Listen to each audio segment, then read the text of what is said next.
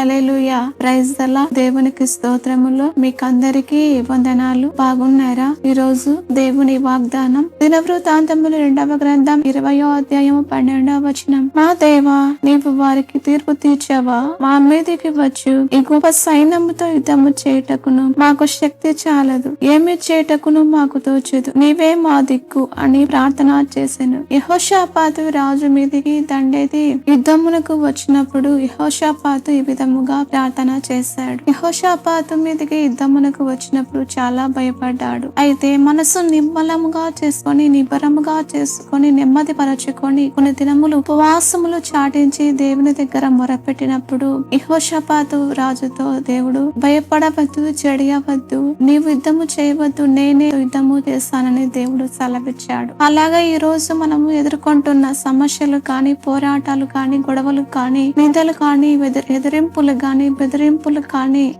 మన కుటుంబాలలో మనం చేస్తున్న పనుల్లో, పరిచర్యలో, అలాగే వ్యాపారాలలో, అలాగే ఉద్యోగాలలో, అలాగే మనం ఏ పనిలో చేస్తున్నప్పటికీ మనము ఎదుర్కొంటున్న సమస్యలను బట్టి, పోరాడుతున్న సమస్యలను బట్టి, అపవాది తంత్రములను బట్టి మనం బెదిరిపోక వాటిని ఎదిరించడానికి మన శక్తి చాలదు. కాబట్టి మనము దేవుని దగ్గర ఉపవాసం ఉండి ప్రార్థించినప్పుడు మనకు దేవుడు సహాయం చేస్తాడు. దేవుడు మనతో ఉండి మన దేవుడు ఉండి మన పక్షమున కార్యము చేస్తాడు. యెహోషాపాతుకు ఏ విధంగా అయితే యుద్ధములో కార్యము చేస్తాడో అలాగే మన పక్షమున యుద్ధము చేసి మనకు నెమ్మదిని, సమాధానాన్ని మన దేవుడు ఇస్తాడు. అలాగే మనము ఎదుర్కొంటున్న ప్రతిదీ కూడా మనము దేవుని సన్నిధిలో మొరపెట్టాలి. మనం దేవుని సన్నిధిలో విచారించాలి. దేవుని సన్నిధిలో ఉపవాసం ఉండి అడగాలి. అలాగా మనం అడగడానికి, మనము దేవుని దగ్గర మొరపెట్టడానికి మనము తీర్మానము చేసుకోవాలి. ఏ ఒక్కరు మనకు ఆలోచనలు లేవారు, కానీ మన దేవుడు మాత్రమే మనకు ఆలోచన ఇచ్చి సహాయము చేసే దేవుడు.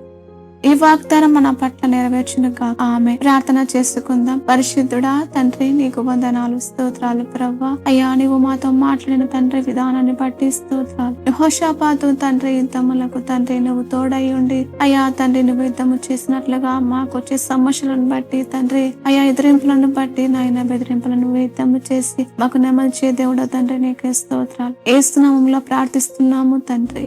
ఆమేన్.